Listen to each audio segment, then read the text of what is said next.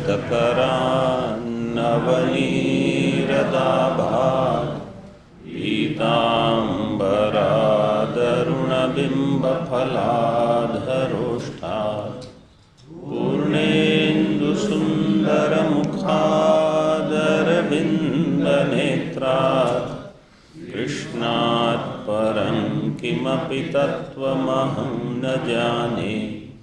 शङ्करं शङ्कराचार्यं केशवं बादरायणं सूत्रभाष्यकृतौ वन्दे भगवन्तौ पुनः पुनः।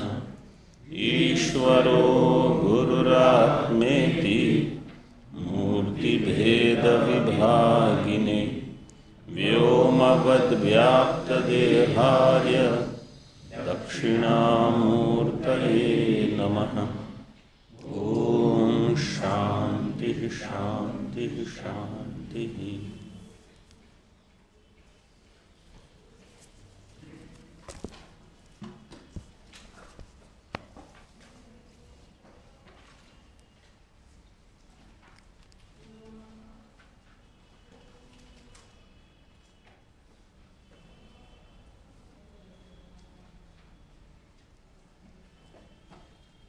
आत्मा में सुख दुख मोहादि ये अविद्याकृत है। इसके लिए सिद्धांति ने अनुमान दिया और दृष्टांत में कहा, जैसे जरा मृत्यु और स्थाणु पुरुष का दृष्टांत दिया था कि जैसे अध्यारोप वहाँ संभव है स्थाणु में पुरुषत्व धर्म, इसी प्रकार यहाँ भी आत्मा में देहादि अनात्मा का धर्म, इसका अध्यारोप संभव है। तो पूर्व पक्ष ने क्या कहा कि इसमें तुल्यत्व नहीं है। क्या अतुल्यता क्या है?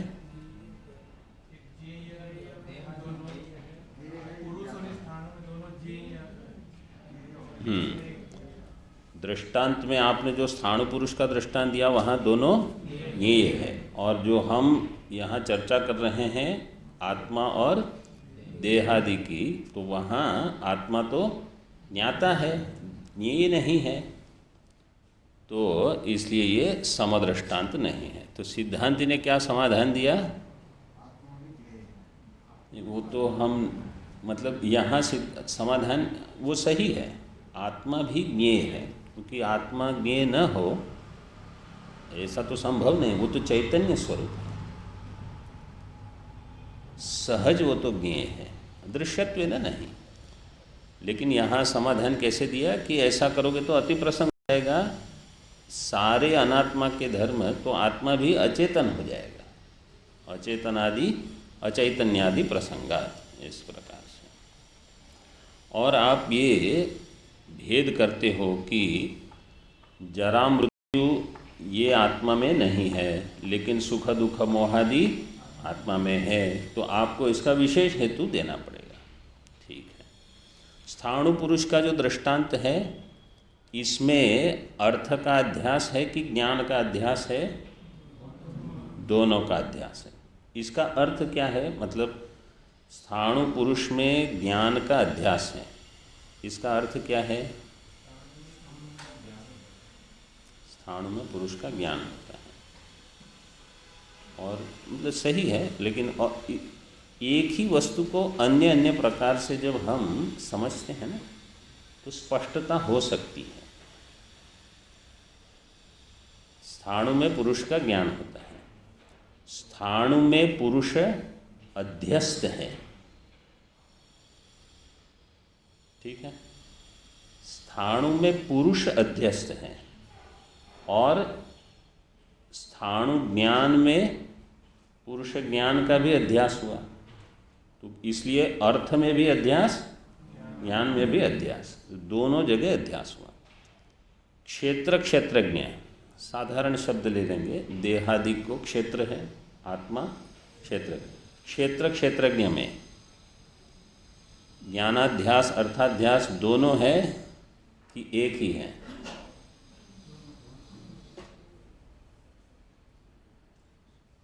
अभी इसका विचार नहीं आरंभ हुआ है, लेकिन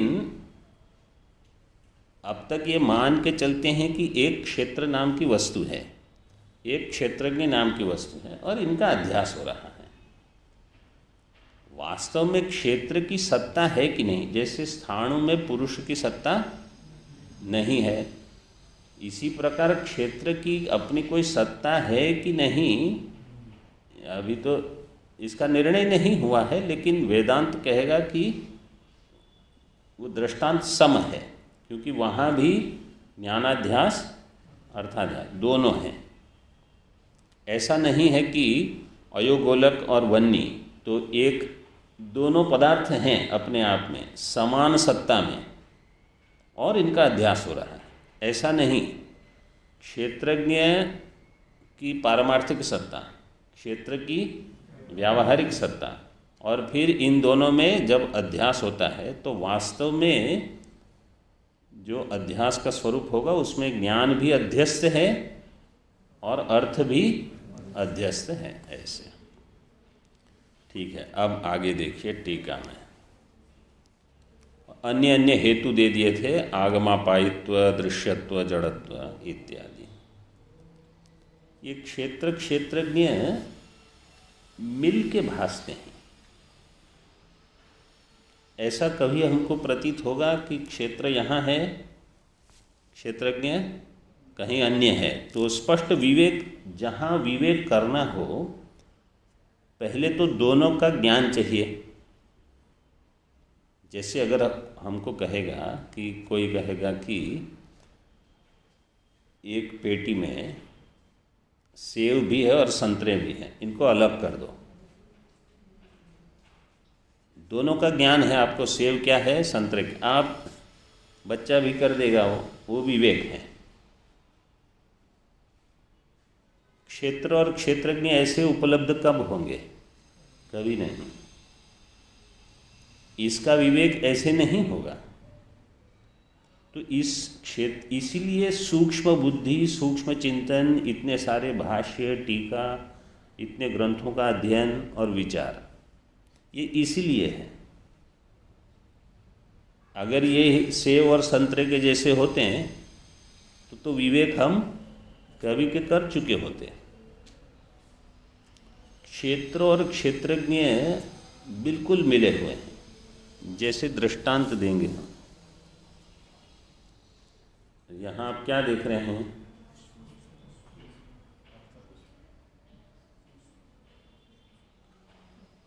और कुछ दिख रहा है? यही समस्या होती है। यहाँ प्रकाश है कि नहीं? बिना प्रकाश के पुष्प दिखेगा नहीं। तो जब हम पुष्प देखते हैं, प्रकाश समन्वित पुष्प को देखते हैं। इसी प्रकार जब भी क्षेत्र का भान होगा, क्षेत्रज्ञ समन्वित क्षेत्र का ही भान होता है, लेकिन हमारा ध्यान क्षेत्रज्ञ की ओर जाता ही नहीं, क्योंकि क्षेत्र ही हमारी सब बुद्धि का ग्रहण कर लेता है। ये है परांची खानी, परांग पश्यति। तो कभी बुद्धि में ये आता ही नहीं है कि अच्छा यहाँ भी दो है। जैसे हम अगर धूप में खड़े हैं, मतलब इस समय तो ये आप प्रयोग कर सकते हो, धूप में खड़े हैं तो अब हमारा शरीर दिखेगा और शरीर के ऊपर सूर्य का प्रकाश भी है। तो दो चीज़ें हैं, लेकिन दोनों को पृथक कर नहीं सकते आप। इसी प्रकार यहाँ क्षेत्र क्षेत्रज्ञ मिले हुए हैं। अब जैसे ये तो दृष्टांत हो गया, दार्ष्टान्त में यहाँ क्षेत्रज्ञ क्या होगा? क्षेत्र पुष्प हो गया। क्षेत्रज्ञ क्या होगा? दृष्टांत में नहीं, दार्ष्टान्त में।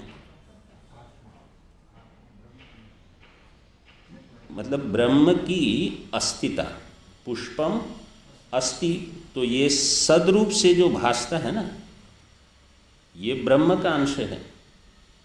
और नाम रूप जो पुष्प का है, ये क्षेत्र है। नाम रूप भिन्न है। और क्षेत्रज्ञ इसमें क्या है? अस्ति।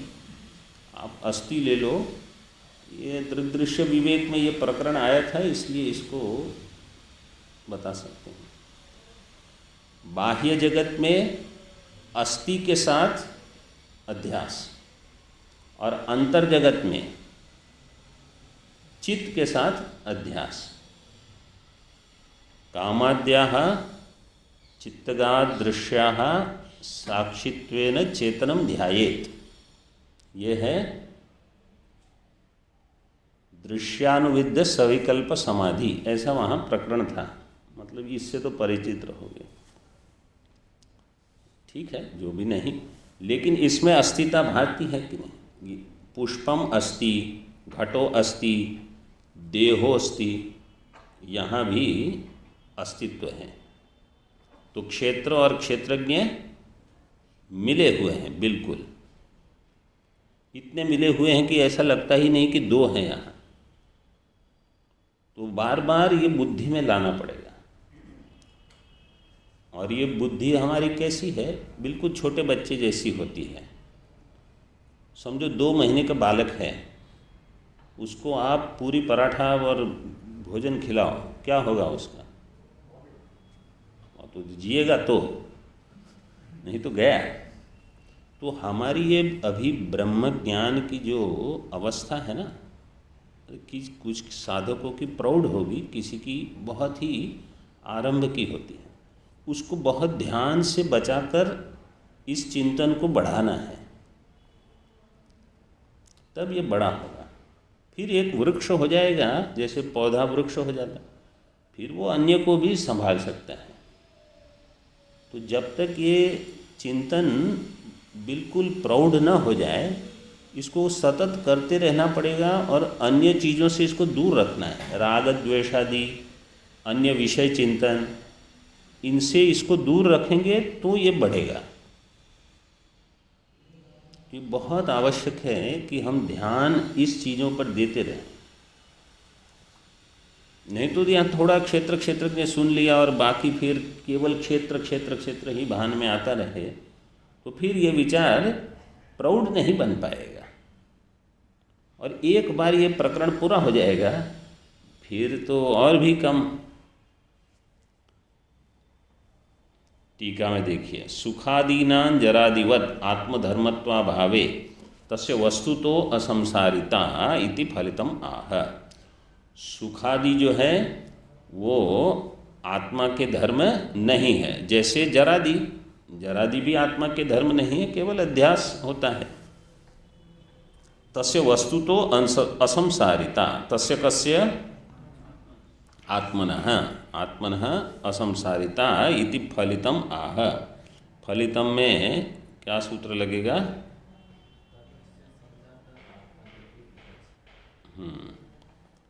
तारकादिभ्य इतच, इतच लगेगा, तदस्य संजातम तारकादिभ्य इतच, फलितम।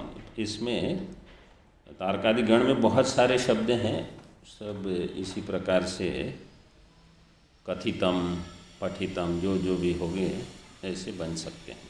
आकृति गण है। भाष्य में तत्रैवं सति कर्तृत्व भोक्तृत्व लक्षणः संसारो, ये मुख्य हो गया। संसार क्या है? कोई पूछते हैं, किसी ने पूछा था पहले, संसार क्या है? कर्तृत्व भोक्तृत्व लक्षणः संसार। कर्तृत्व भोक्तृत्व संसार। ज्ञेयस्थो ज्ञातरी अविद्यया अध्यारोपित इति, ये भगवान भाष्यकार ने निगमन किया। संसार क्या है? कर्तृत्व भोक्तृत्व लक्षणः। कहाँ है वो? ज्ञेय में। यहाँ ज्ञेय से क्या लेंगे? क्षेत्र। ज्ञातरी अविद्यया अध्यारोपित, ज्ञाता में अविद्या से अध्यारोपित है। ज्ञाता कौन है? क्षेत्र। तो इसका अर्थ क्या हुआ कि संसार कहाँ है? क्षेत्र में ही है, आत्मा में संसार नहीं है। इति न तेन आरोपित, अध्यारोपित, अध्यारोपित का अर्थ अध्यस्त, अध्यास और अध्यारोप ये समान प्रकार के शब्द हैं। अध्यारोपित में धातु क्या होगी? रूह, रूप नहीं, रूह, रूह बीज जन्मनि प्रादुर्भावे, इसे णिच और घय करके अधि आंग उपसर्ग पूर्वक अधि आरोपित, अध्यारोपित।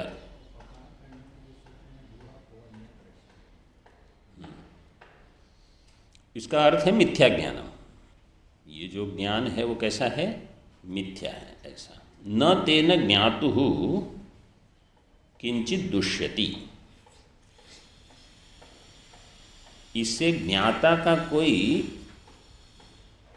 लेप नहीं होता इस संसार धर्म के द्वारा, क्योंकि यह संसार धर्म ज्ञाता में आरोपित है, वास्तविक नहीं है। तो ज्ञातुः न किंचित दुष्यति।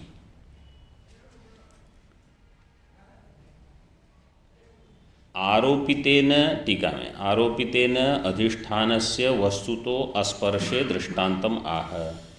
आरोपित के द्वारा अधिष्ठान जो है उसका कोई स्पर्श नहीं होता। यत्र यदध्यासः तत्कृतेन दोषेण, यत्र यदध्यासस् तत्कृतेन दोषेण गुणेन वा अणुमात्रेणापि स न संबध्यते। ये अध्यास भाष्य की पंक्ति है।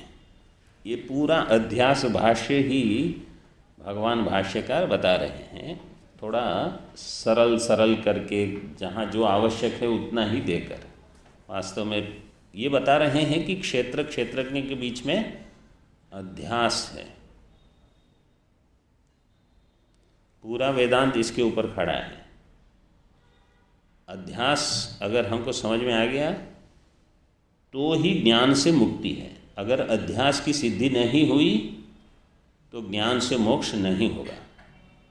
इसलिए ज्ञान से मोक्ष की सिद्धि करने के लिए पहले अध्यास की सिद्धि करते हैं भगवान भाष्यकार। यथा बालैरध्यारोपितेन आकाशस्य तलमलवत्वादिना। आगे वाक्य कैसे पूरा करोगे?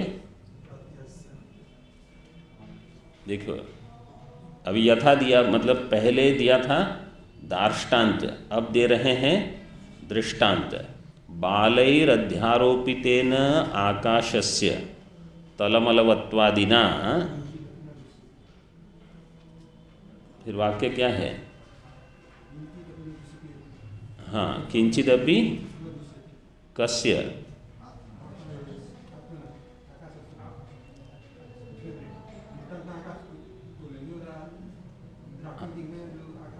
हाँ, आकाशस्य न किंचित दुष्यति।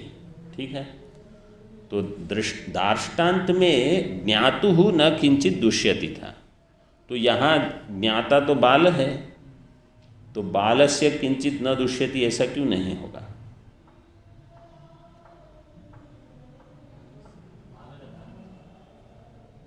बाल का धर्म किसका धर्म है?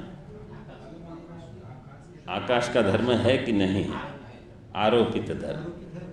मतलब यहाँ ज्ञाता से बाल को नहीं लेना है। केवल मैं ये बताना चाहता हूँ कि नहीं तो क्या हमको लगता है कि आकाश में तलमलिनता का ज्ञाता कौन है? बाल। तो ज्ञातुः न किंचित दुष्यति ऐसा दार्ष्टान्त में कहा तो हमको लगेगा बालस्य न किंचित। नहीं, जो अधिष्ठान है वहाँ कुछ दोष नहीं होगा। किसके द्वारा? अध्यस्थ के द्वारा। जो भी अध्यस्थ किया है वो अधिष्ठान को मलिन नहीं करता। न वहाँ उसका कोई गुण होगा, न उसका कोई दोष होगा। जैसे अगर कोई आकर हमको कहे, अरे आप तो बड़े विद्वान हो, आप पंडित हो, हम जानते हैं हम कहाँ खड़े हैं। वो किस भी जो प्रशंसा करेंगे वो क्या है? वो अध्यास है। तो गुणेन दोषेण वा अणुमात्रेणापि न संबध्यते, हमारा कोई संबंध नहीं है इससे। ये जानते रहना हमेशा, क्योंकि जो फिर स्तुति करेंगे वो निंदा भी करेंगे तो अणुमात्रेणापि न संबध्यते। तो इसी प्रकार जहाँ विषम सत्ता है जैसे स्वप्ने होई भिखारी नृप, रंक नाकपति होई, जागे हानि न लाभ कछु, जिमि प्रपंच तिमि प्रपंच जिय जोय। ये महाराज जी ने बहुत बार उद्धृत किया है। स्वप्न में राजा भिखारी हो जाएगा और रंक मतलब जो भिखारी है वो नाकपति, नाकपति मतलब इंद्र, स्वर्ग के पति हो गए। तो क्या है, जागने पर कुछ नहीं हुआ क्योंकि विषम सत्ता है। तो जो भी अध्यस्त है उससे हमारा कुछ मलिन नहीं होगा। तो जैसे आकाश में न तल है न मल है, तल का अर्थ है ऐसा दिखता है, और मल का अर्थ है अभी जैसे नीलिमा है अथवा कुछ और भी कहीं धूली पटल जैसा दिखे। आकाश में कुछ नहीं होता। ये सारे दृष्टांत मांडुक्य के तृतीय अध्याय में आएंगे, अद्वैत प्रकरण में। टीका में देखिए आगे, पराभिन्नस्य आत्मनः संसारित्वमध्यस्थम् इति स्थिते यत्परस्य संसारित्वापादनं तदयुक्तम् इत्याह। पराभिन्नस्य आत्मनः, पर से क्या लेंगे, परमात्मा ब्रह्म, ब्रह्म से अभिन्न है आत्मा। ऐसे आत्मा में संसारित्व अध्यस्त है। आत्मा में ही अगर संसारित्व अध्यस्त है, अब देखो यहाँ दो शब्दों का व्यवहार किया, पर अभिन्नस्य आत्मनः संसारित्वम अध्यस्तम इति स्थिते यत् परस्य संसारित्व आपादनम तद अयुक्तम।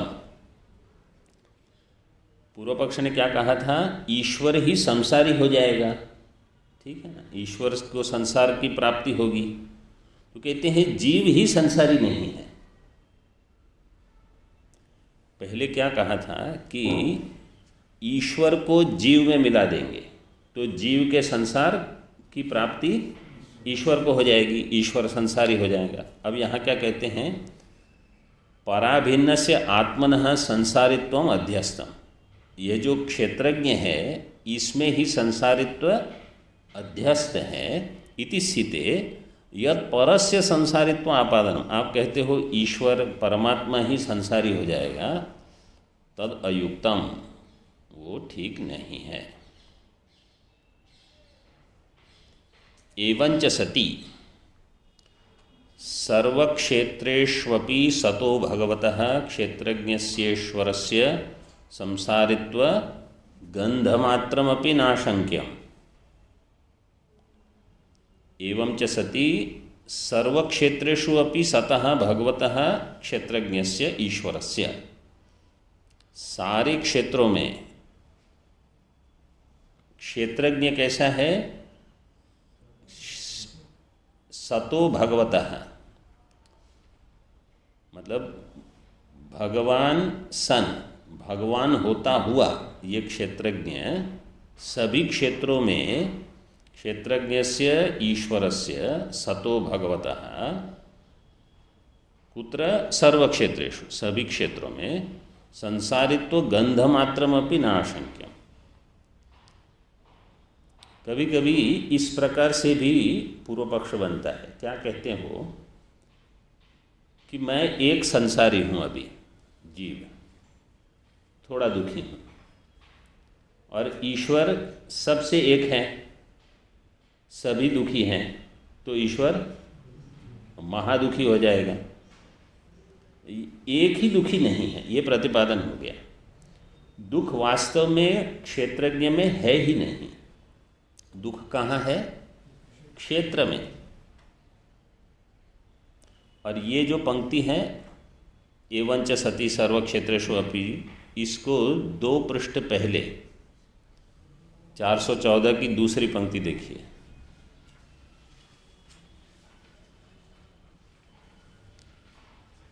तत्रैवं सति क्षेत्रज्ञस्य ईश्वरस्य एव सतो अविद्याकृत उपाधि भेदतः संसारित्वम इव भवति। ठीक है, ये उपक्रम है, उसका उपसंहार यहाँ कर दिया। वही पंक्ति एवं च सति सर्वक्षेत्रेषु अपि सतो भगवतः क्षेत्रज्ञस्य ईश्वरस्य, वहाँ कह दिया था संसारित्वम इव, यहाँ कह दिया गंधमात्रमपि न। मिला सबको? ये एक प्रकरण हो गया। अब इसको हम अपने में जब घटाते हैं कि जब हमको लगता है कि हम दुखी हैं अथवा कुछ रोग से पीड़ित हैं, कुछ शोक है, कुछ व्याधि है, तो वास्तव में संसारित्व क्षेत्र में ही है। ये ज्ञान है, ये समझ। अब ये समझ जब तक परिपक्व नहीं बनती तब तक ये दुख का भान होते रहता है और आरोप भी होगा कि मुझे दुख हो रहा है, मैं पीड़ित हूँ इससे। लेकिन गंधमात्रम अपि न आशंक्यम, भगवान भाष्यकार ने यहाँ तक कह दिया। तो कोई जब ये कहेगा कि हमारे अनुभव से तो इसका विरोध ही है, हमारा अनुभव तो कभी ऐसा नहीं है, बोले इसीलिए साधना करनी है। साधना का प्रयोजन ही ये है।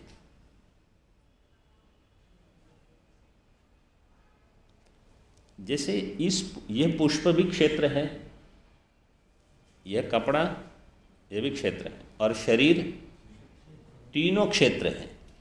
लेकिन इस क्षेत्र में कुछ होगा तो बिल्कुल विक्षेप नहीं होगा, इस क्षेत्र में कुछ होगा तो थोड़ा विक्षेप होगा, और इस क्षेत्र में कुछ होगा तो अधिक होगा। तो यही है कि असंग ये है, क्योंकि इससे हम असंग हैं, इससे थोड़ा संग है, लेकिन ठीक है, वो तो तुरंत कुछ उपाय कर लेंगे इसका। अब ये शरीर में होता है तो अधिक इसका, क्योंकि आसक्ति अधिक है शरीर के साथ। जहाँ आसक्ति होगी वहाँ दुख होगा। इसलिए सतर्क रहना कि कहीं आसक्ति न हो जाए। आगे देखिए टीका में, आत्मनि संसारस्य आरोपितत्वात् तदभिन्ने परस्मिन् आशंकैव तस्य अयुक्ता इति एतद् उपपादयति।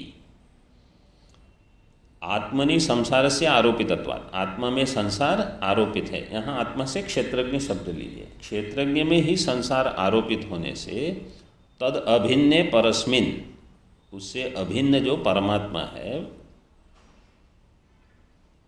न आशंकैव तस्य परस्मिन् आशंकैव तस्य अयुक्ता, वहाँ आशंका ही अयुक्त है।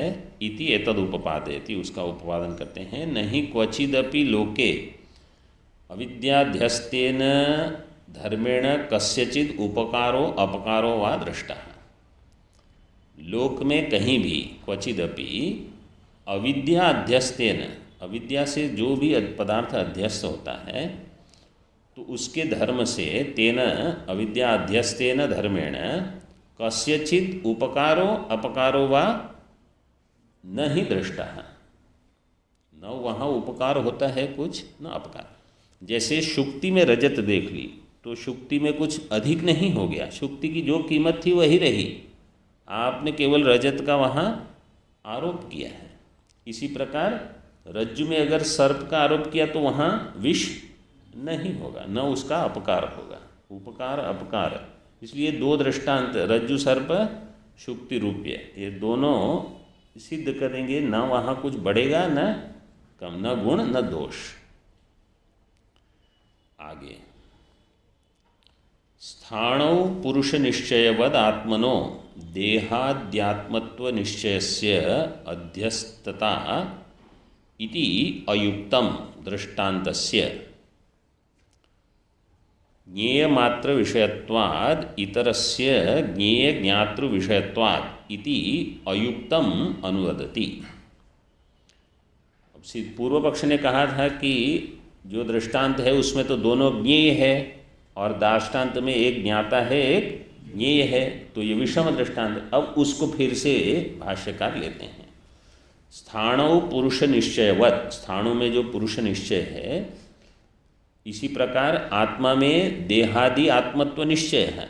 देहादि आत्मत्व निश्चय आत्मा में जब होते हैं तो ये अध्यस्त हैं, उसकी निश्चय से अध्यस्तता।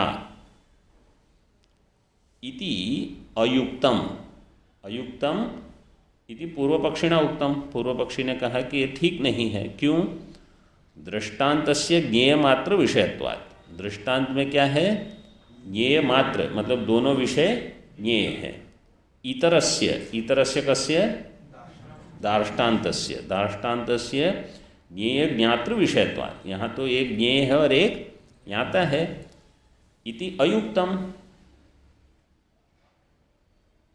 अनुवदति, इति उक्तम अनुवदति, उसको फिर से बताते हैं भाष्य में। देखिए, यत्तु उक्तम न समो दृष्टांत इति तद असत, वो जो आपने कहा कि हमारा दृष्टांत युक्त नहीं है, सम नहीं है, वो ठीक नहीं है।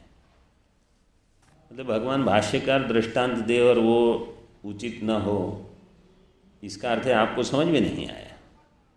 आप अन्य को दोष नहीं दो। पूर्व पक्ष पूछ रहा है वैषम्य क्या है इसमें? वैषम्य क्या था? वैषम्यम दूषयति तद असत, वो ठीक नहीं है। क्यों?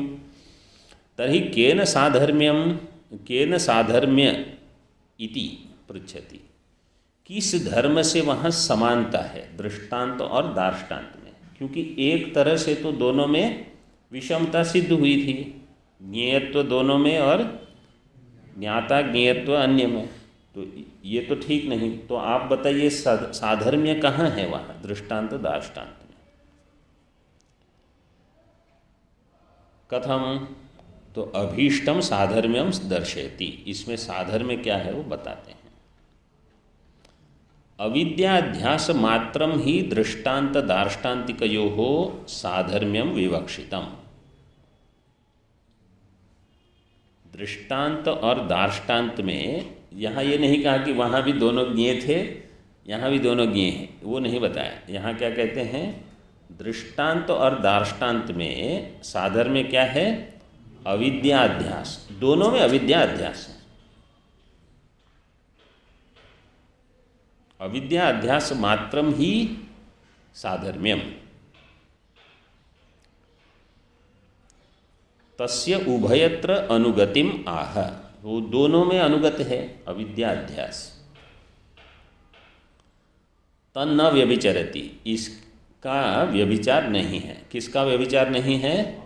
अविद्याध्यास का। अविद्याध्यास में व्यभिचार नहीं है, वो समान है दोनों में। मतलब अभी, अच्छा ठीक है, एक पंक्ति और देख लीजिए। ज्ञेयांतरे, टीका में, ज्ञेयांतरे ज्ञेयस्य आरोप नियमात् ज्ञातरी नारोपः स्यात् इत्याशंक्य आह। ज्ञेयांतर में ज्ञेयस्य आरोप का नियम है, अन्य ज्ञेय में अन्य ज्ञेय का आरोप होता है। ज्ञातरी न आरोपः स्यात्, ज्ञाता में तो आरोप नहीं होता। इति आशंक्य आह, आशंक्य का अर्थ क्या है? आशंकाम उद्भाव्य आह। यत्तु ज्ञातरी व्यभिचरति इति मन्यसे तस्यापि अनैकांतिकत्वं दर्शितम जरादिभिः। ज्ञाता में इसका व्यभिचार होता है।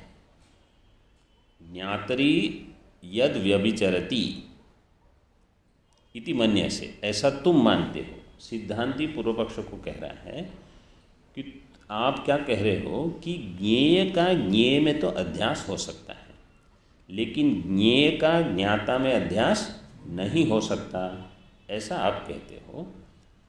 इस वाक्य का मतलब इस समझ का व्यभिचार है, ये समझ ठीक नहीं है। व्यभिचरति, ज्ञातरी व्यभिचरति, ये जो आपने कहा कि ज्ञाता में इस अध्यास का व्यभिचार है, तस्यपि अनैकांतिकत्वम दर्शितम। अनैकांतिकत्व का अर्थ क्या है? व्यभिचार। तो किस में व्यभिचार दिखा रहे हैं?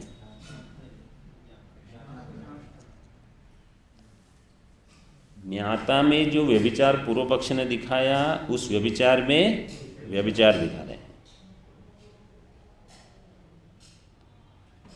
पूर्व पक्ष ने क्या कहा? दो ज्ञेय में अध्यास होगा, ज्ञाता ज्ञेय में अध्यास नहीं होगा। तो दो ज्ञेय में अध्यास है, ये हमारी व्याप्ति है, ठीक है। ज्ञाता ज्ञेय में इसका व्यभिचार हो रहा है।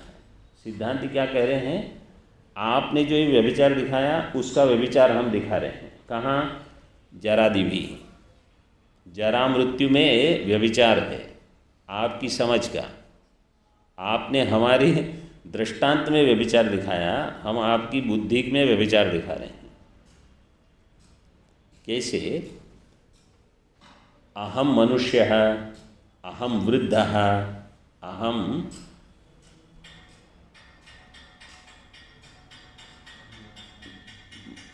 मृत्युम प्राप्स्यामि, इस प्रकार से जो समझ बनती है हमारी, ये क्या है?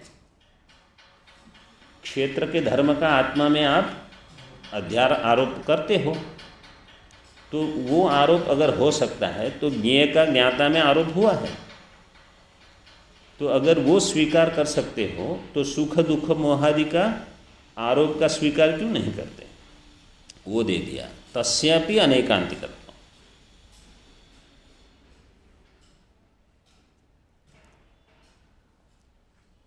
टीका में देखिए, नायम नियमो ज्ञातरी जरादि आरोपस्य उक्तत्वात् इत्याह। यह नियम नहीं है कि एक ज्ञेय का ही अन्य ज्ञेय में अध्यास होगा, ऐसा कोई नियम न चायम अस्ति नियमः। क्यों? ज्ञातरी जरादि आरोपस्य उक्तत्वात्, ज्ञाता में भी आरोप देखा जाता है। मतलब अहम मनुष्य है, तो मनुष्य, पुरुष, ब्राह्मण, क्षत्रिय, ये जो हैं ये कहाँ से हैं? ये सब क्षेत्र के धर्म हैं, लेकिन अहम में आरोप करके सब हम व्यवहार करते रहते हैं।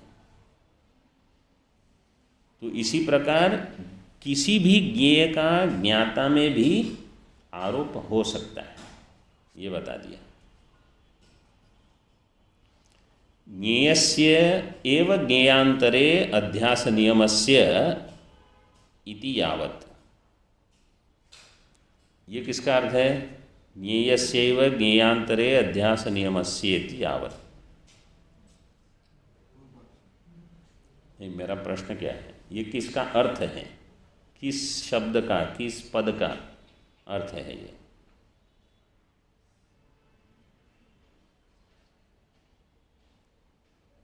यह है कि तस्य का, क्योंकि तस्यापि प्रतीक दिया है, तस्यापि इति, तस्य कस्य? ज्ञेयस्यैव ज्ञेयांतरे अध्यास नियमस्य। यह जो नियम है, तस्यापि, फिर आगे भाष्य में अनैकांतिकत्वम, इस नियम का भी अनैकांतिकत्व है, इस नियम का भी व्यभिचार है। ये समझ में आया ये प्रकरण? अभी दो पंक्तियाँ, हाँ, कि फिर से स्पष्ट हुआ? इसको फिर से बता देते हैं, थोड़ा ग्रहण कर लीजिए। पूर्व पक्ष ने क्या कहा कि केवल एक ज्ञेय का अन्य ज्ञेय में आरोप होता है, ये ही हमारी व्याप्ति है, ये प्रसिद्ध है। ज्ञेय का ज्ञाता में आरोप ये प्रसिद्ध नहीं है। कोई भी दृष्टांत लीजिए, रज्जु सर्प, शुक्ति रूप्य, स्थाणु पुरुष, इसमें दो पदार्थ दोनों ज्ञेय रूप से भासते हैं बाहर। एक आत्मा और एक अनात्मा, एक ज्ञाता और एक ज्ञेय, ऐसा अध्यास है ही नहीं, ऐसा संभव नहीं है, ये पूर्व पक्ष ने कहा। तो सिद्धांति क्या कहते हैं कि आपने ये जो कहा कि हमारा जो दृष्टांत के साथ दार्ष्टान्त का साधर्म्य जो हमने बताया, इसमें व्यभिचार है, वो ठीक नहीं है। वो व्यभिचार में ही व्यभिचार है। क्यों? क्योंकि अन्य कहीं जगह हम देखते हैं कि क्षेत्र का आत्मा के साथ आरोप संभव है, जैसे जरादि अथवा कोई भी धर्म, अशना पिपासा शोक मोह तो भी पक्ष में है, और जरा मृत्यु अशना पिपासा क्षेत्र के धर्म है, उसको हम अपने आप में आरोप करते हैं। इसलिए ये नियम जो है वे व्यभिचरित है, उसका अनैकांतिकत्व दिखा दिया। अतो ज्ञातरी नारोप व्यभिचार शंका इत्यर्थः, इसलिए ज्ञाता में आरोप जो है उसका व्यभिचार है, ऐसी शंका नहीं करनी है। ठीक है। आत्मन्यविद्याध्यासे तत्र अविद्यायाः स्वाभाविकत्वात् तदधीनं संसारित्वमपि तथा स्यात् इति शंकते। अब भाष्यकार ने जो कहा कि दृष्टांत दाष्टान्त में साधर्म्य क्या है, अविद्या अध्यास मात्र। ठीक है, अविद्या अध्यास स्थाणु पुरुष में भी है, अविद्या अध्यास क्षेत्र क्षेत्रज्ञ में भी है। ठीक है, तो अब पूर्व पक्ष शंका करेगा, इसका अर्थ है आत्मा में अविद्या का अध्यास हुआ, तो आत्मा और अविद्या का संबंध हो गया। आत्मनि अविद्या अध्यासे तत्र अविद्यायाः स्वाभाविकत्वात्, तत्र आत्मनि, आत्मा में अब अविद्या स्वाभाविक रूप से रहेगी। स्वाभाविकत्वात् तद अधीनम संसारित्वमपि, और संसारित्व अविद्या के अधीन है। ये कैसे पता चला?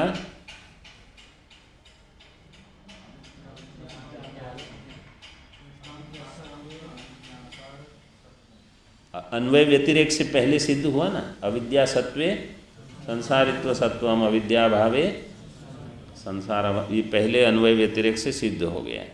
उसी को लेकर तद अधीनम संसारित्वम अपि तथा स्यात्, तथा स्यात्, तथा हाँ, तथा का अर्थ क्या हो गया? नहीं, देखिए फिर से पढ़ो ये पंक्ति। आत्मनि अविद्याध्यासे तत्र अविद्यायाः स्वाभाविकत्वात् तद अधीनम संसारित्वमपि स्वाभाविकम।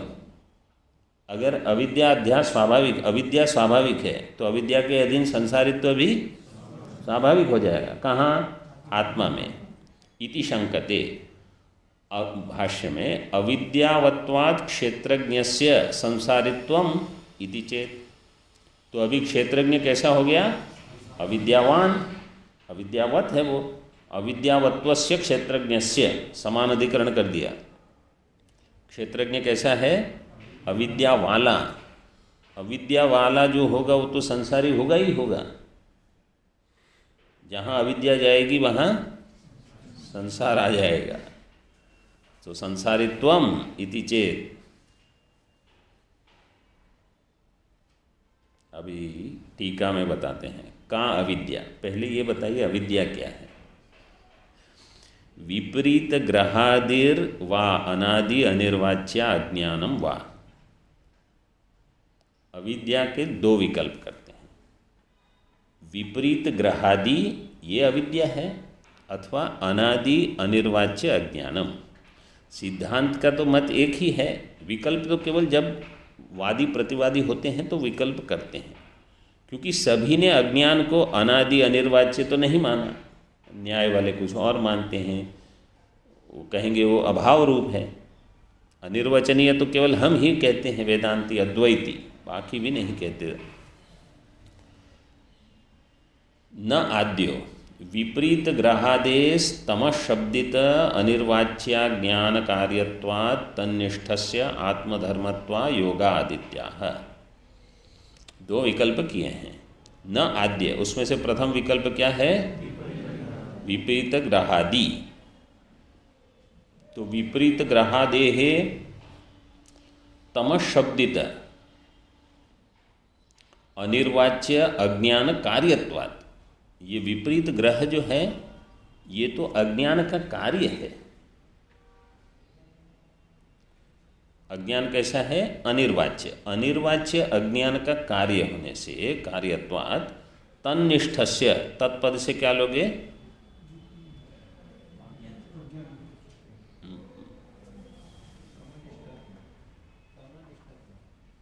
नहीं, ठीक। तत् के पहले सर्वनाम के पहले संज्ञा क्या है? अज्ञान कार्य। अनिर्वाच्य अज्ञान कार्य, अनिर्वाच्य तो उसका विशेषण हो गया अज्ञान का। तो अज्ञान कार्य जो है, अज्ञान कार्य क्या है? नहीं, यहाँ अज्ञान कार्य है विपरीत ग्रह। ठीक, फिर से देखिए, न आद्य विपरीत ग्रहादेहे अज्ञान कार्यत्वात्, ये छोटा वाक्य हो गया। विपरीत ग्रहादि क्या है? अज्ञान के कार्य हैं। अज्ञान कैसा है? तमशब्दित और अनिर्वाच्य। वो तो केवल अज्ञान को विशेषित किया है, अज्ञान कार्य तो, इसलिए तन्निष्ठस्य। अब तत् से क्या लेंगे?